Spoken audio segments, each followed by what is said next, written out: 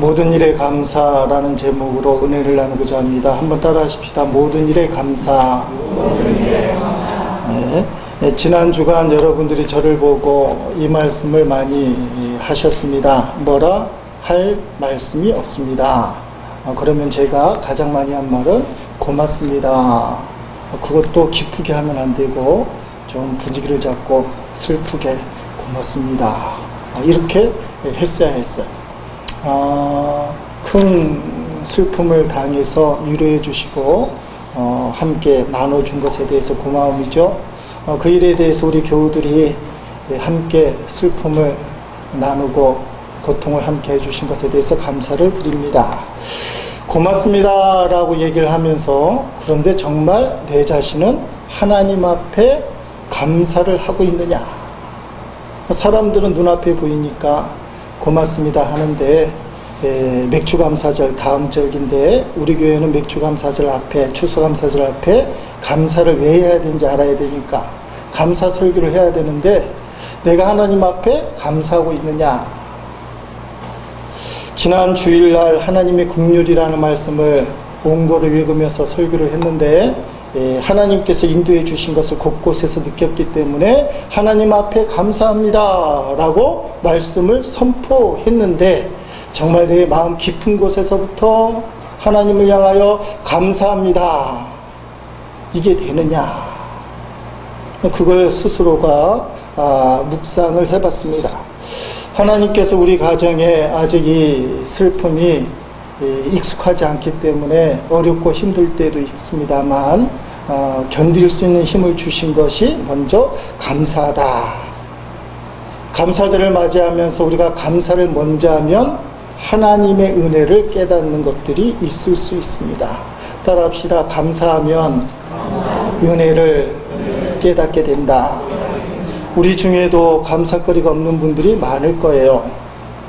그렇지만 감사하기로 작정하면 하나님의 은혜가 눈에 들어오는 것들이 생겨납니다. 지난 월요일날 우리 함께 기도하는 이 교회 목사님, 해오름교회 이중구 목사님 설교를 본의 아니게 이제 보게 됐습니다. 유로를 받으려고 하다 보니까 그 중에 나오는 이야기인데, 어느 신실하신 부부 집사님 가정에 독자가 있었습니다. 이 아이가 대학교 졸업을 앞두고 교통사고를 당해서 끔찍하게 죽고 말았습니다. 엄청난 비극이 닥치니까 어머니 되는 여자 집사님이 정신이 없는 거예요. 그 입술에서 찬양이 끊기는 거예요. 그 목사님 표현을 빌리자면, 무슨 찬양은 찬양이냐, 역겨워서 못하겠다. 왜 그 단어를 썼는지 모르지만 역겹다는 거야. 말씀 보는 게 되지 않는다는 겁니다. 역겨워서 하나님이 사랑이시다는 말씀이 안 들어오는 거야. 기도가 되지 않는 겁니다. 이 신앙의 침체기가 2년이 지나가는 거야. 교회도 멀리하고 하나님은 생각하지도 않고 감사, 기도, 찬양은 되지 않는 겁니다. 그러다가 남편의 직장 동료들을 집에 데리고 와서 초청을 해서 아마 식사 대접을 해야 된다고 봅니다. 사람들이 많이 온다고 하니까 그릇이 모자란 거예요. 그래서 앞집에 사는 집사님 집에 가서 한 교회 다니는 그 집사님 집에 찾아가서 그릇을 빌려다가 그 직장 손님들, 남편 직장 손님들 대접을 하고 이제 끝을 내고, 그 다음에 그릇들을 잘 씻어서 바구니에 담고 앞집 그 집사님 문을 두드리는 겁니다. 집사님, 그릇을 참 유용하게 잘 썼습니다. 정말 고맙습니다. 그릇을 잘 썼습니다. 진짜 고맙습니다 하고 돌아서는데, 하나님께서 그 여자 집사님 가슴에 콱 하고 찌르는 음성이 있더라는 겁니다. 너의 아들의 주인이 누구냐. 그게 이 여자 집사님 어머니에게 울려 퍼지는 거예요. 너가 죽은 아들을 그렇게 부여잡고 있는데 그 아들의 진짜 주인이 도대체 누구냐.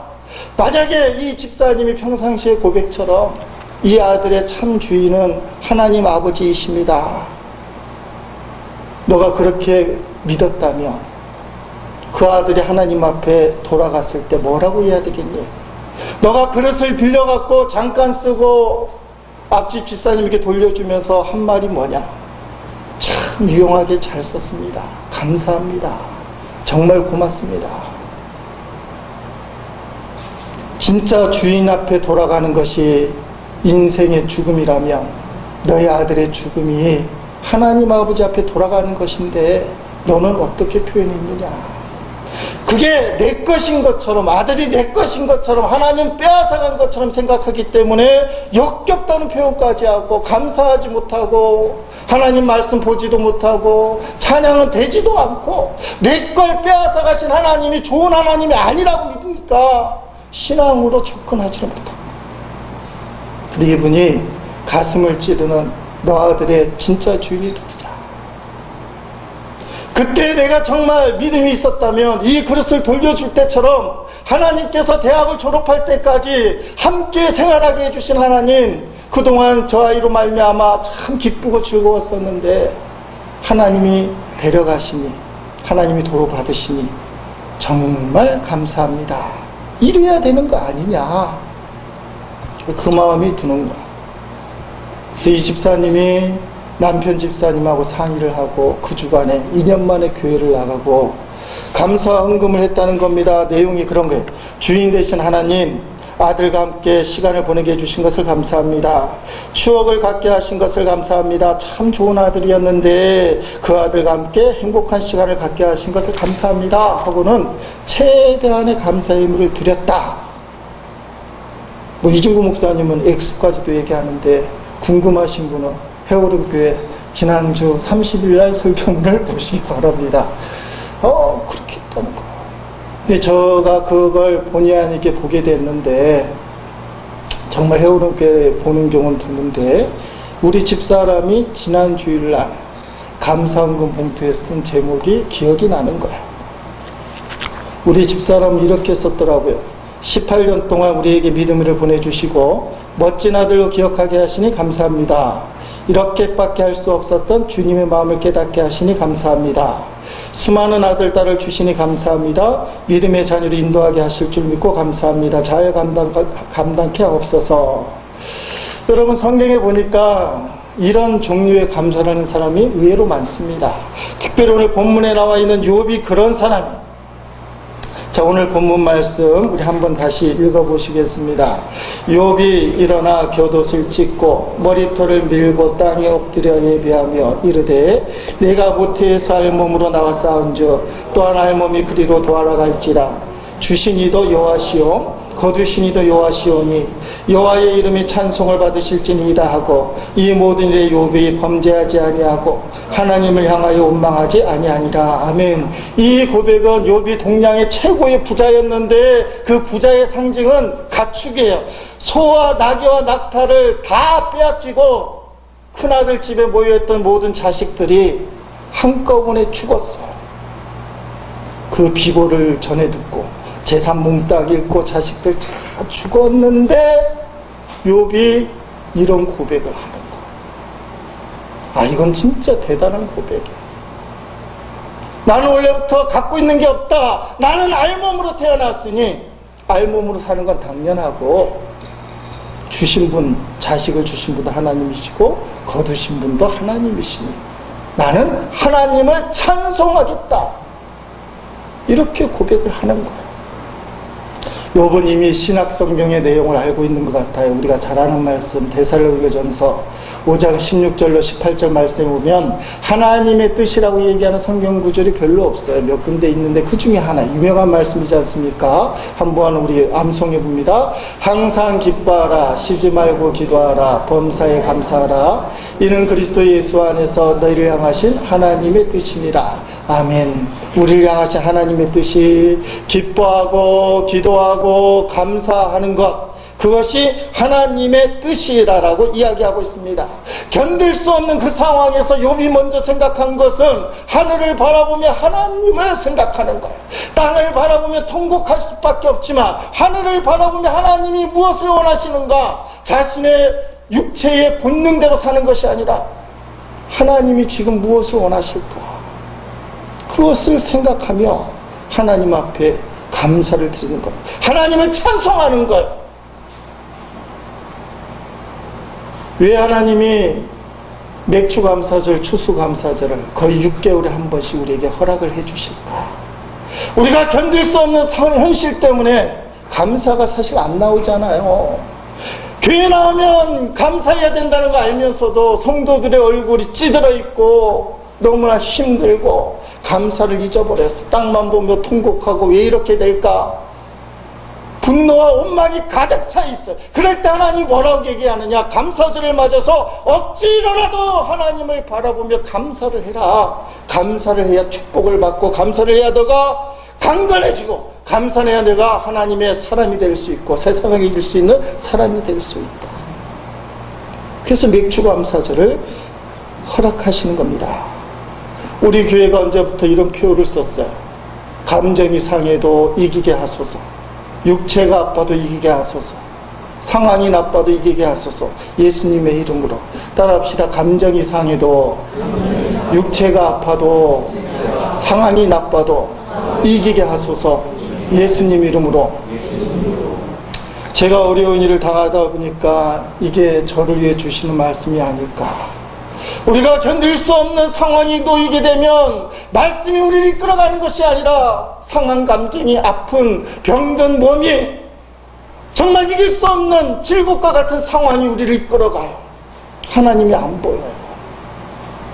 분명히 평상시에는 말씀이 나를 이끌어갈 것이다. 하나님 앞에 순종할 것이다. 하나님의 뜻이면 내가 목숨 걸고 순종하겠다 해놓고는 감정이 상하고 병이 들고 상황이 나빠지면 하나님은 없고 말씀도 없고 그 감정 때문에, 상황 때문에, 나쁜 환경 때문에 원망과 불평의 삶을 살게 된다는 것입니다. 여러분, 그때 우리가 저 표를 기억해야 돼요. 감정이 상해도 데살로니가전서 5장 16절, 17절, 18절 말씀에 적용하면 감정이 상해도 기뻐하게 하시고 기도하게 하시고 감사하게 하소서. 육체가 아파도 기뻐하게 하시고 기도하게 하시고 감사하게 하소서. 아멘을 안 하시면 상황이 나빠도 기뻐하고 기도하고 감사하게 하소서. 본능은 땅만 바라보게 돼 있어. 힘들면 힘이 쪽 빠졌는데 누가 하늘 이렇게 보겠어요? 뭔가 한 대를 맞은 것 같이 충격을 받으면 땅을 바라볼 텐데 땅만 보지 말고 저 표를 외치는 거예요. 욥이 몽땅 잃어버렸을 때, 재산을 몽땅 잃고 자식을 몽땅 잃어버렸을 때 이것을 응어렸을 거예요. 우리 교회에 나왔으면 그렇게 했을 거예요. 지금 상황이 감정이 상할 대로 상했고 몸이 나쁘고 상황이 진짜로 나쁜 상황이지만 나는 하나님을 찬송할 것이다.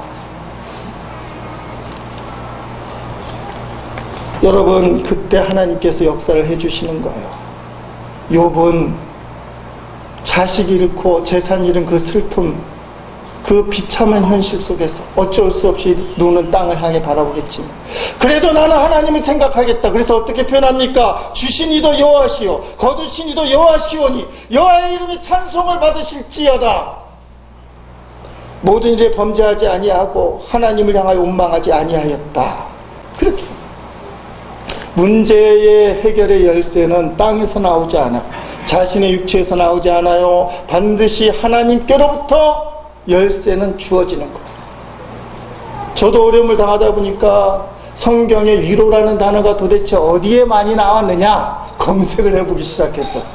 목사들은 그런 취미가 있어. 자기 당한 상황 속에서 그냥 주어진 말씀 읽을 수가 없으니까 이제 쉽게 말하면 골라먹는 겁니다. 위로라는 단어를 찾아보니까 에레미야 애가 1장에 5번이 나와요. 고린도후서 1장에 5번이 나오는데 몰려서 나오는 거예요. 석절 말씀에 5번이 주르륵 나옵니다. 한번 그 말씀을 보겠습니다. 고린도후서 1장 3절로 5절 말씀 5번인지 한번 세보세요. 읽어봅니다. 시작. 찬송하리로다. 그는 우리 주 예수 그리스도의 하나님이시요 자비의 아버지시요 모든 인류의 하나님이시며 우리의 모든 환난 중에서 우리를 위로하사 우리로 하여금 하나님께 받는 위로로서 모든 환난 중에 있는 자들을 능히 위로하게 하시는 이시로다. 그리스도의 고난이 우리에게 넘친 것 같이 우리가 받는 위로도 그리스도로 말미암아 넘치는도다. 아멘. 많은 분들이 위로를 해주십니다. 지난 주일날은 오후에 목사님이 찾아오셔서 같은 아픔을 나눴다고 위로해 주시고, 많은 분들이 전화를 해 주시고, 우리 교우들도 위로를 해 주시는데, 진짜 위로는 하나님이 주시는 거예요.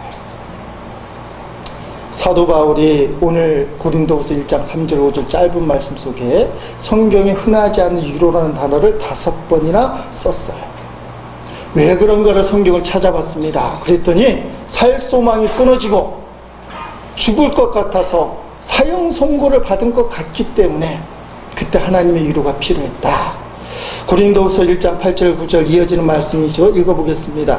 형제들아, 우리가 아시아에서 당한 환난을 너희가 모르기를 원하지 아니하노니 힘에 겹도록 심한 고난을 당하여 살 소망까지 끊어지고 우리는 우리 자신이 사형 선고를 받은 줄 알았으니 이는 우리로 자기를 의지하지 말고 오직 죽은 자를 다시 살리시는 하나님만 의지하게 하심이라. 아멘.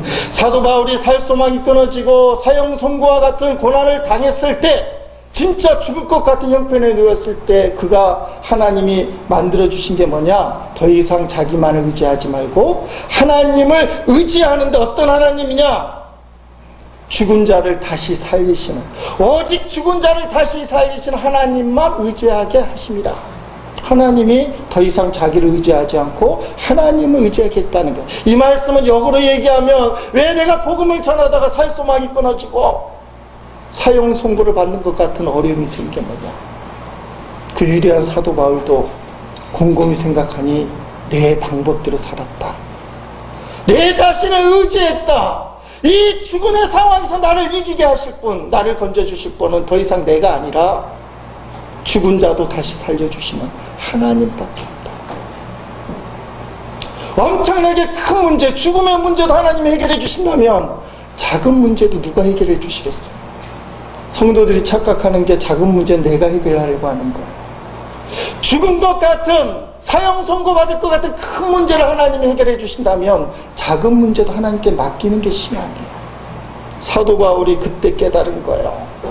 내가 작은 문제에 있어서는 내 마음대로 한 게 많구나. 내가 하나님을 믿고 복음을 전하는 전도자이지만 실제 삶 가운데서는 나도 모르게 내 마음대로 하는 게 많구나. 이제 이 죽음과 같은 상황에 놓였을 때 나는 더 이상 내 자신을 의지하지 않겠다. 하나님 그렇게 해주셨다는 거야. 오직 살아계신 하나님께만 나는 의지하겠다. 더 기가 막힌 것은 이 말씀의 끝입니다. 중보기도를 부탁하고 그는 이렇게 결론을 맺어요. 11절 말씀, 사도 바울의 위로의 결론입니다. 읽어봅니다. 너희도 우리를 위하여 간구함으로 도우라. 이는 우리가 많은 사람의 기도로 얻은 은사로 말미암아 많은 사람이 우리를 위하여 감사하게 하려 함이라. 아멘. 사도 바울이 당하는 이 고난이 고난으로 끝나지 않고 함께 기도하는 우리 모두가 하나님 앞에 감사하는 감사거리가 되길 원한다. 이 고난이 고난으로 끝나지 않고 하나님의 영광이 되길 원하고 우리 모두의 간증이 되기를 원한다. 그렇게 얘기하는 거예요. 이해할 수 없는 고난이 닥칠 때 욥은 하나님을 생각했고 사도 바울은 자신의 잘못을 봤는데 내 마음대로 한 것이 있구나. 내 자신을 의지한 게 있구나. 이제는 하나님만을 의지해야 되겠다. 그리고 모든 성도들에게 우리를 위해서 기도해 주셔서 고마운데 이 환난으로만 끝나지 말고 우리 모두가 하나님 앞에 감사할 수 있는 감사거리가 되기를 원한다. 몇 년 전에 선한 목자교회 박리부가 사모님이 임파선 암인가에 걸리셨어요. 사람들이 놀랬잖아요. 되게 사모님 대단하신 분입니다. 암 걸리고 택시 타고 오면서 아저씨 제가 병원에서 암 진단을 받고 오는데 놀라셨죠? 근데 저는 걱정하지 않아요. 저는 천국 갈 겁니다. 아저씨도 교회 다니시나요? 이렇게 전도했다는 거예요. 그리고는 어려운 교우를 일부러 찾아가서 위로를 해주신 분이에요. 근데 지금도 살아계셔요. 치유받고. 흩어졌던 교회들이 사모님의 암 때문에 마음을 모으게 됐어요. 그 네트워크 사역을 했는데 네트워크 사역에 있던 모든 교역자들이 사모님의 암 때문에 집중하기 시작했어요. 그게 전화위복이에요. 사모님은 암 치료를 하시고 교회는 기도로 힘을 모으고 네트워크 활동은 힘을 모으게 된 거예요. 그리고 극복하게 된 거예요. 사랑하는 성도 여러분, 사도 바울이 그걸 이야기하는 거예요. 살소막이 끊어지고 사형 선고를 받은 건 어쩔 수 없지만 이게 어떻게 돼야 될 거냐? 우리 모두의 감사거리가 돼야 된다. 그렇게 이야기하는 거예요. 많은 사람이 우리를 위하여 감사하게 하려 합니다. 여러분이 당하는 그 환난과 고통이 여러분이 기도해주는 사람들로 하여금 감사거리가 되게 만들라. 그 극복해 나간다 이 말이에요. 고구마 전도왕, 지금은 목사님이 된 김기동 목사님, 사업을 할 때 사업이 잘 돼서 감사도 있지만 부도감사원금, 그 주머니에다가 부도감사원금을 넣고 다녔다는 거예요. 사업이 쫄딱 망하면 하나님 앞에 쫄딱 망하게 해주셔서 감사합니다. 잘 될 때만 감사하는 게 아니고 부도 났을 때도 감사해야지. 그게 성도의 자세예요. 다음 주일은 맥주 감사절로 지킵니다. 보통 6개월을 지나게 하신 하나님 앞에 전반기를 감사하는 절기지만 성경적인 의미는 첫 번째 추수, 맥주가 보리를 추수하는 건데 첫 열매를 추수해서 하나님 앞에 감사를 드리는 절기예요. 맥주감사절은 축제와 같다고 이야기합니다. 신명기 26장 10절로 11절 말씀에 읽어보시겠습니다. 여호와여 이제 내가 주께서 내게 주신 토지 소산의 만물을 가져왔나이다 하고 너는 그것을 내 하나님 여호와 앞에 두고 내 하나님 여호와 앞에 경배할 것이며 내 하나님 여호와께서 너와 내 집에 주신 모든 복으로 말미암아 너는 내 인과 거기 너희 가운데 거하는 객과 함께 즐거워할지니라. 아멘. 자, 잠언 말씀도 보십니다. 여러분, 맥주감사 헌금봉투에 있는 성군대 읽어보겠습니다. 내 재물과 내 소산물의 처음 열매로 여호와를 공경하라. 아멘. 하나님이요, 첫 것을 중요하게 여기는데 첫 열매를 중요하게 해요. 첫 열매는 귀한 열매, 중요한 열매인데 왜 첫 열매가 중요하냐? 첫 열매는 대표성을 띠고 있어. 도대체 이 나무가 배나무인지 사과나무인지 몰라요. 그런데 이 나무에서 배가 맺혔다. 다음에 뭐가 맺혀요? 사과가 맺혀요? 배가 맺혀요? 배나무니까 배가 맺혀요. 왜냐하면 배가 나왔으니까.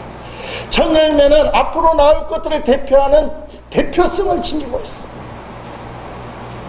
첫 열매를 드린다는 것은 모든 것을 드리는 것인데 인간적으로 현실적으로는 쉽지는 않아요. 열매가 하나밖에 없다. 처음 거니까. 이거 드리고 나면 태풍이 불어서 열매 맺어 두두두 떨어지면 굶어 죽을 수도 있어요. 근데 하나님이 그 첫 열매를 내놓으라 그렇게 말씀하시는 거예요. 왜 그렇습니까? 하나님은 첫 열매를 받으시는데 첫 열매를 드리면 어떤 형태로든지 그 사람을, 그 성도를 책임져 주신다는 거예요. 하나님만 의지하는 그 신앙을 보겠다는 거예요. 추수감사절은 쌓아놓고 하는 감사예요. 그 너무나 감사하죠. 보장된 감사입니다. 근데 맥주감사는 모험의 감사예요. 앞으로 어떻게 할지 몰라요. 첫 열매는 겨우 얻었지만 앞으로 계속 열매가 맺어질지 하나도 안 맺을지 몰라요. 계산으로 하면 감사가 힘들어요. 근데 이 맥주감사절은 믿음으로 하라는 거예요. 하나님이 책임져 줄 거다. 한국의 펄포츠라고 하면 요새 뭐 SBS나 스타킹인가 뭐 배출한 사람들 중에 3명을 든다고 해요. 첫 번째는 야식 배달부 누구예요? 아, 텔레비전을 안 보시나 보다. 야식 배달부 김승일 씨, 노래 잘하는 사람. 저도 가끔 보는데 본 것 같은데 모른 척 하시기는. 자, 두 번째 사람은 고아원 출신, 이분은 잘 모르겠는데 최성봉 씨, 노래를 잘하는 이 폴보츠 같은 사람. 세 번째 사람이 수족관 관리사, 여자 탤런트하고 이름이 같은 사람은 누구예요? 진짜 텔레비전 안 보시나 보다. 김태희 씨예요. 김태희 씨.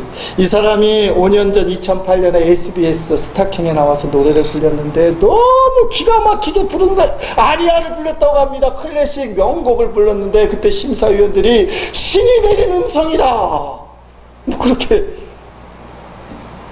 얘기를 했다는 거예요. 대단한 극찬을 받은 거죠. 김태희 씨 하니까 좀 익숙하죠. 탤런트 김태희 씨가 생각나는데 이 사람은 어렸을 때부터 노래를 잘했는데 진짜 노래를 부르고 싶었어. 가정 형편이 어렵다 보니까 레슨을 못 받잖아요. 음대를 못 들어갔습니다. 결국 수족관 수선을 하게 되는 일을 했어요. 근데 이 사람이 꿈을 포기할 수 없잖아요. 파와로티의 음악 CD를 사서 그것을 부르는 거, 연습을 하는 거. 그러다가 5년 전에 방송에 출연하고 세간의 관심을 끌어모았습니다. 여러분, 이분이 5년이 지난 6월 26일 날 첫 음반을 냈어요.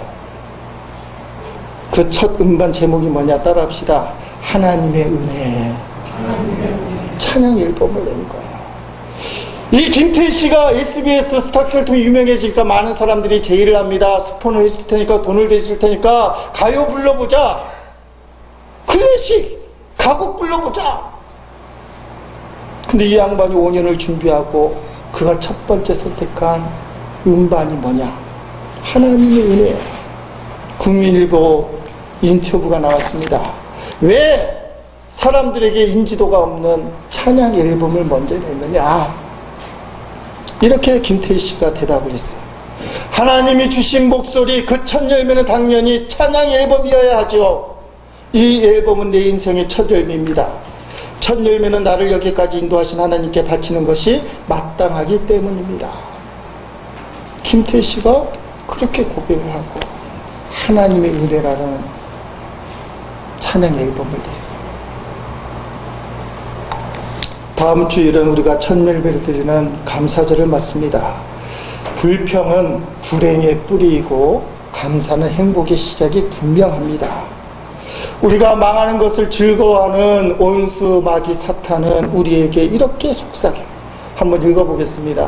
다 같이 읽어보면 시작. 항상 낙심하라. 쉬지 말고 원망하라. 범사에 불평하라. 이는 내일 향한 사탄의 뜻이리라. 아멘 해야 돼요? 노멘 해야 돼요? 자기도 모르게 아멘 하는 분들 있을까봐 걱정이 되는데, 항상 낙심하라. 쉬지 말고 원망하라. 범사에 불평하라. 이는 내일 향한 사탄의 뜻이다. 성도는 노멘 해야 돼요. 불평하면 누구의 사람이 됩니까? 불평을 장악하고 있는 마귀의 사람이 돼요. 남을 힘들게 하고 상황을 힘들게 만들게 되어 있습니다. 그러나 감사하면 하나님을 향하게 되고 하나님의 사람이 된다는 것입니다. 다음 주일 맥주감사주를 맞으면서 불평거리고 많고 원망거리 많지만 불평과 원망을 끊어버리시기를 주의 이름으로 축원드립니다. 여러분, 세문안교회를 섬기시다가 소천하신 김동익 목사님으로 계셔요. 이분이 한 유명한 기도문이 있습니다. 때때로 병들게 하심을 감사합니다. 인간의 약함을 깨닫게 하시기 때문입니다. 일이 제대로 안 되게 틀어주심을 감사합니다. 그래서 나의 교만을 반성할 수 있었기 때문입니다. 땀과 고생의 잔을 맛보게 하심을 감사합니다. 그렇기 때문에 나는 주님의 사랑과 능력을 더 깊이 깨달으면서 살 수 있습니다. 감정과 건강, 형편 때문에 나는 도저히 맥주감사절 아니라 맥주감사절 하나님께 와도 감사를 못하겠다는 육체의 생각, 불평과 원망에 찌든 육체의 생각을 십자가에 못 박고 내 삶에 흐르고 있는, 여전히 나를 포기하지 않고 있는 하나님, 나를 위해 생명을 주신 예수 그리스도의 사랑, 그 은혜와 사랑이 내 삶에 도도히 흐르는 것을 체험할 수 있는 그런 맥주감사절이 저와 여러분에게 우리 교회에 될 수 있기를 주님의 이름으로 축원드립니다.